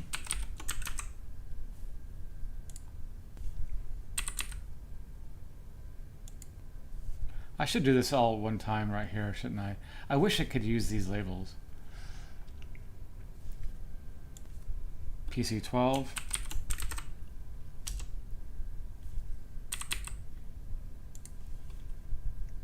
PC11. I want to go ahead and put these on. I want to put these on the connectors, just the ones that I have here, and I want to go to the board just to make sure it's working the way I expect it to. All right, so PC11. Let's go ahead and just duplicate that, and that would be on 52.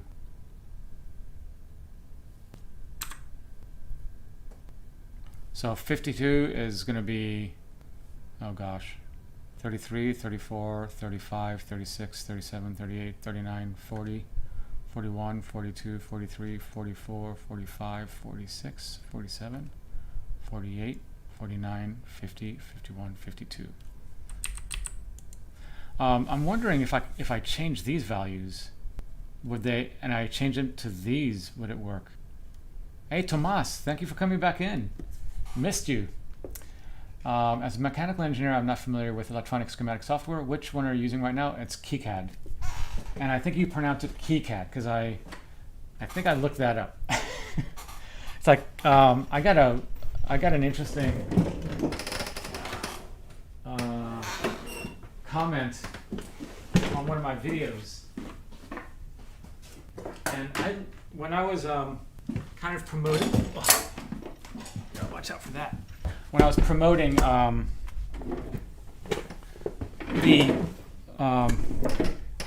promote some tools every now and then. This is a KiCad, like adjustable spanner, and it's really nice. It's got this little button here, and you can. And I've used this on my sailboat in salty weather conditions. I've used this in for years. I've had this for a long time. I use it for CNC stuff. Use it for disassembling machinery, whatever. And this thing is just amazing. Can't really see. It's a little bit dirty, but I got somebody like mentioning on one of my videos in the comments, you don't pronounce it Knipex. You pronounce it like Knipex. And I remember looking it up. Because I don't want to pronounce something incorrectly. I'm a nerd about that. I'm a stickler about pronouncing things correctly. That's why I feel bad when I'm pronouncing everyone's name, because I don't know the correct pronunciation. I try really hard to get that right. And I went to the manufacturer's website. I looked at their video. I made sure that I got the pronunciation from when they were speaking it themselves. So ever since that, I've always been using the word Knipex, and ever since the very first video I used, I used these, and I showed them off, and I also have these in my my videos, affiliate links for those videos. If you ever want to pick one up, support me. Yeah, it's because it's German. Yeah, for sure. I really like it indeed. Got even a few extra for school. Yeah, those things are amazing, aren't they? Don't use crescent wrenches anymore. These things are amazing. Okay, so usually a very short K sound. Knipex. Okay, good. They have really strong grip and won't fail when they are engaged and when you release them. Yeah. And also, one of my favorite aspects of these is that you can put together ribbon cables really, really easily because of the fact that they're parallel, and they squeeze the ribbon cable connector assembly together with the same amount of force all the way across. So it has so many uses. Like, don't ever get a crescent wrench ever again. Okay, so Roto Aviation pronounces it Nipex. So yeah, they should look at that video too. But I mean, if they want to pronounce it that way, that's their prerogative. I just don't. I personally want to pronounce it the correct way. Yeah, and you can use them for, I mean, even if it's a longer IDC, you could just like slowly go back and forth and still get a pretty good result. Like if you want to, this would work for probably 14 pin, maybe even 20 pin.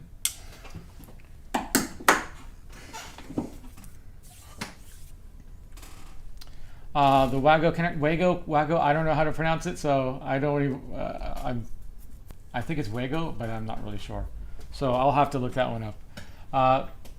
Great Scott talks about the Wago connectors a lot. And yeah, go check out his videos if you haven't. I'm sure you've already seen those videos, but Vago.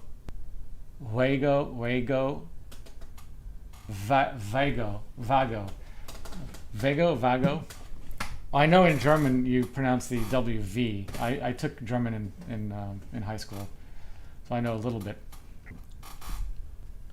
Okay, let's see. Why VDD pinout in STM32 is open now? Is it open in mine? Oh right, yeah. I gotta put I have to close those. You're right. Thank you very much. Nobody else mentioned that. There we go. Done.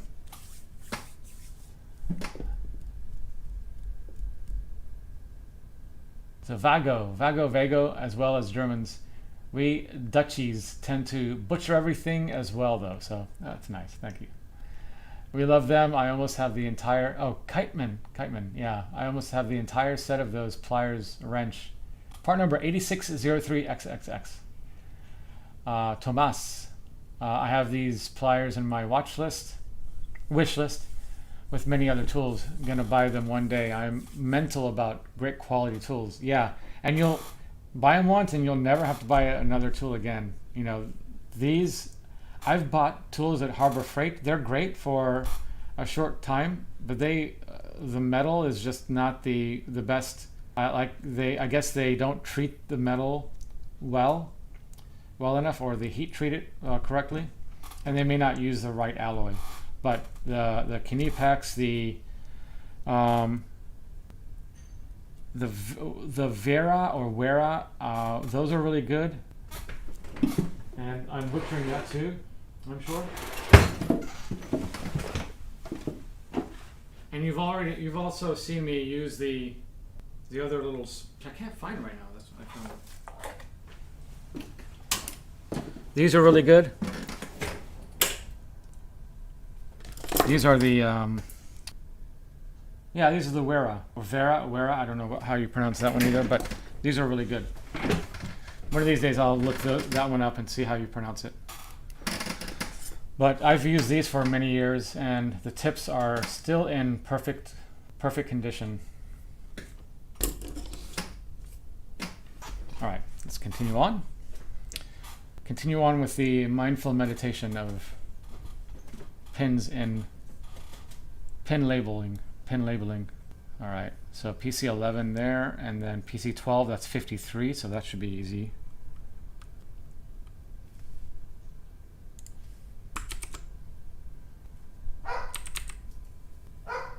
So that would be 53. So I'm going to try to change one of these values and see if it works. So this would be pin number 33.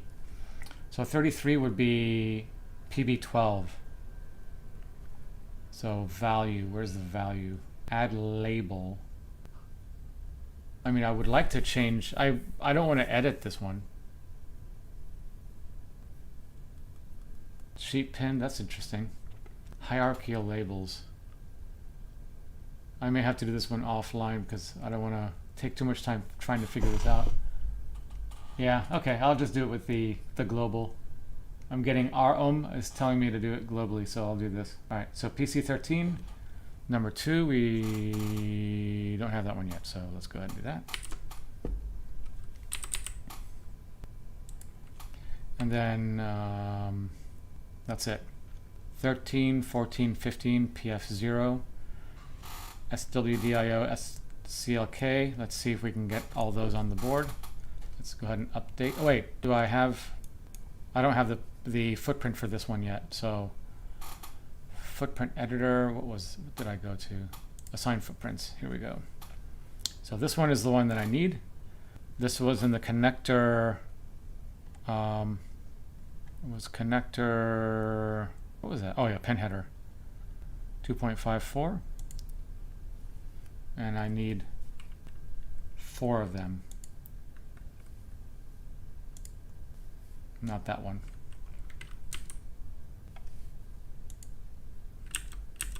This one.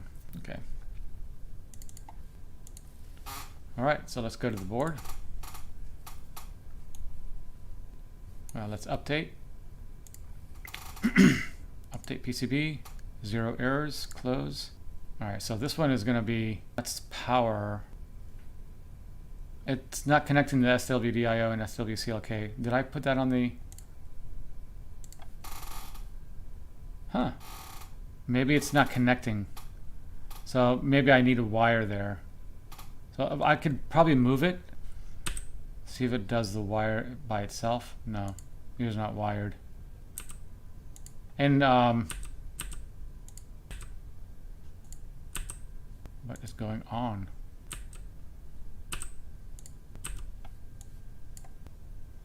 And Eagle, if you move it away and then move it back, it'll automatically wire. So that's unfortunate. So I'm gonna have to wire this manually. What about this? No, I'm gonna have to wire these. That sucks. Unless anybody else knows how to do that.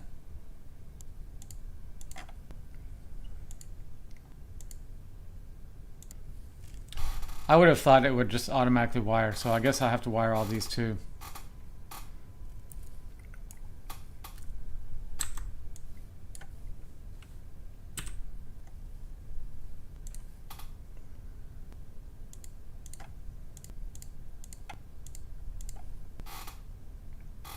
Wow, it's way past my deadline for this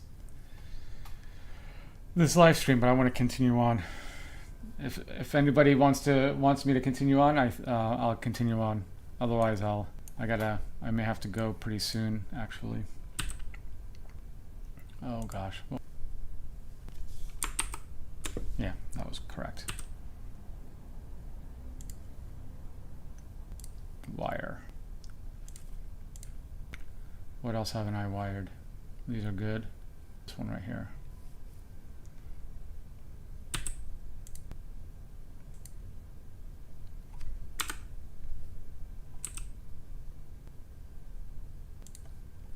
It does take a little bit getting used to, the interface.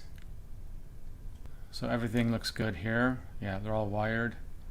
Let's go back into the board and see how that looks.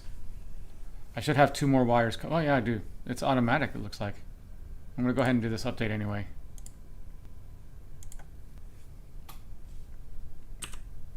Okay, so it looks like it's these 2 pins right here.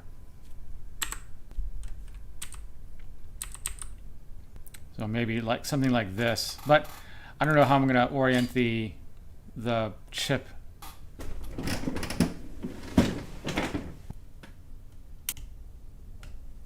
Switch?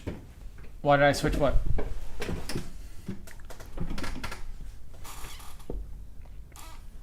Why did I switch to doing the wiring between them? Or yeah, I had a big discussion about that in the beginning of this video because it's owned by Autodesk. I don't like Autodesk. I have a bit of disdain with Autodesk. It's because they've taken software that you could just buy outright, and they apply subscription models to everything, and they require everything to be on the cloud. Yeah, says, yeah, I switched to KiCad generally when they got bought way back. I totally did that too. Yeah. Of course, we all want Altium, but don't want to pay for the entire income. Yeah, to them. I agree. Yeah, it's Phil's lab uses Altium, but he also has some KiCad stuff, and he does a really good job at explaining electronics much better than I do. And that's a good person to watch these videos as well when it comes to circuit design. All right, I'm going to continue on, and I think I'll continue on for about 15 more minutes, and then I'll stop. Hopefully, I'll be able to get some of this done here. Yeah, let's take a look at the 3D before I leave. Let's see, how do you do that? Let's see, is it over here? Can you hear my wife calling my daughter? Yeah, no, I agree. Your experience with EDA CAD, yeah, it's so different. Traditional CAD, well, I think it needs to be, you know.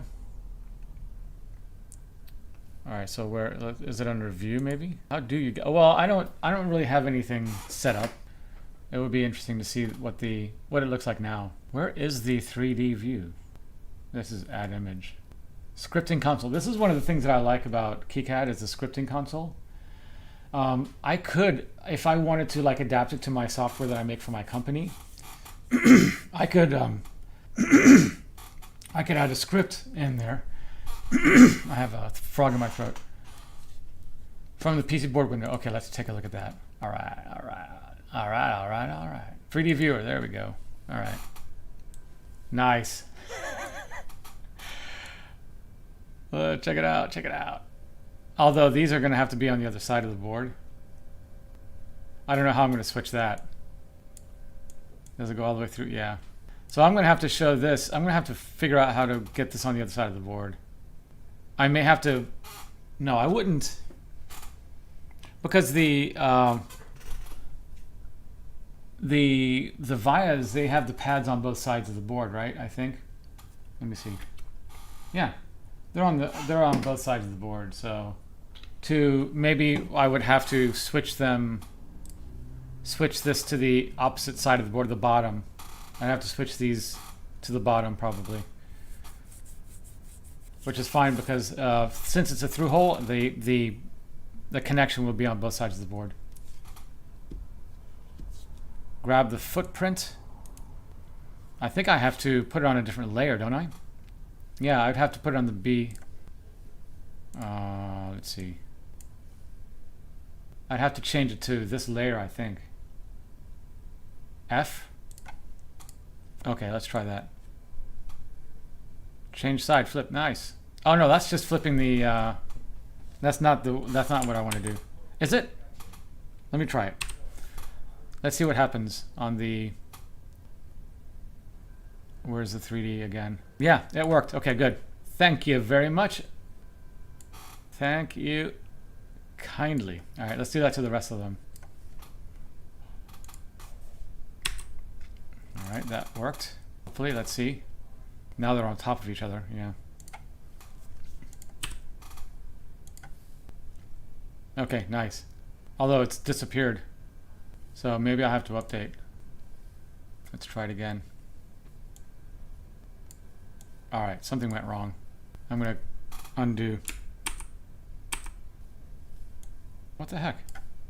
What did I do? Let me update again. All right, let's see. Still, that's weird. I lost the actual pins. Let me go back to the, I'm gonna exit this out, save it. I am going to reload the board. Yeah, it's still not there. That's weird that the actual headers disappeared. Board outline is missing or malformed. Run DRC to do a check. All right, that is very odd. I'm not turning off anything. See, the chip is there. That's strange. Where are my, oh, here they are. All right, what I'm gonna do, because this is getting a little bit late, I'm gonna move my capacitors right next to my Let's do this one right here. I need to change my grid size. Let's see, is this it? 0.1. There we go. Much better. So do this one. As close to the pins as possible. I can probably put it like right here actually, but I want this to be assemblable, so I don't want to put them too close. There's the graveyard here, so this purple magenta, I want to keep those separated, so that'll work there. Probably want a bulk decoupling power entry for the whole board. No, I'm only putting as minimal components as possible on this board because I still want this to be looked at as a bare chip development platform. So I'm not putting any passives except for these capacitors because these are generally required on every circuit. So that's my intent. All right, let's see where I need to put these.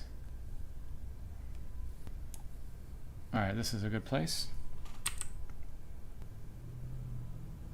Make sure the graveyards aren't touching.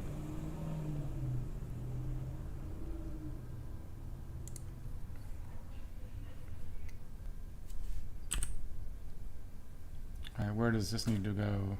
Maybe I don't need this one. Oh no, right here. This is the one right here. So I'll put it right over here. All right, this one looks like it's a little bit far. I'll put it a little closer. I'm gonna put it a little bit offset so I can get some room for this trace going out. This trace has room. Let me go ahead and, oh no, this trace doesn't have any room. So I'm gonna move this one a little bit. So that's good. So now this trace has room to go out.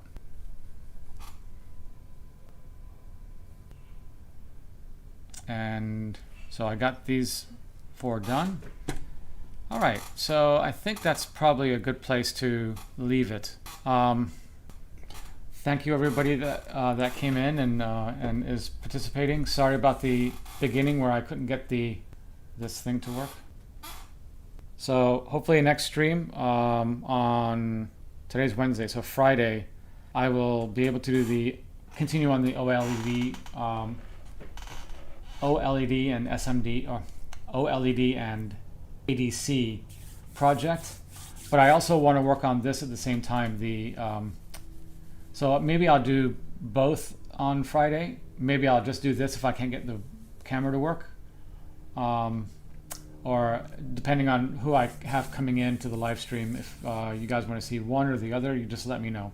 So thank you for coming in. I really appreciate it. And see you tomorrow, Thursday, for CNC stuff if you wanna join in. Thank you very much.